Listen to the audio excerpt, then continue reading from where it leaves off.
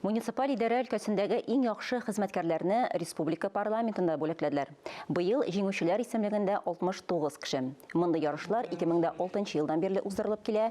Җирле үзидарә органнарының иң яхшы хезмәткәрләреннән тыш, масса күләм мәгълүмат чараларында җирле үзидарә темасын иң яхшы яктыртучы журналист эшләре авторларында бүләкләделәр. Алар арасында безнең Татарстан дәүләт телерадио компаниясе да бар.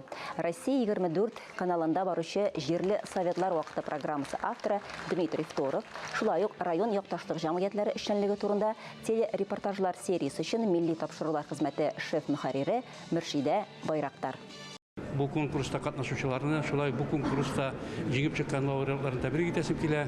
Һәм бер сүзсез киләчәктә дә алар менә үзләренең өчен үзләренең вазифасын намуслы башкарып, безнең республикабызның үсешенә, социаль-экономик үсешенә үзләреннән зур өлеш кертәрләр дип ышанып каласы килә.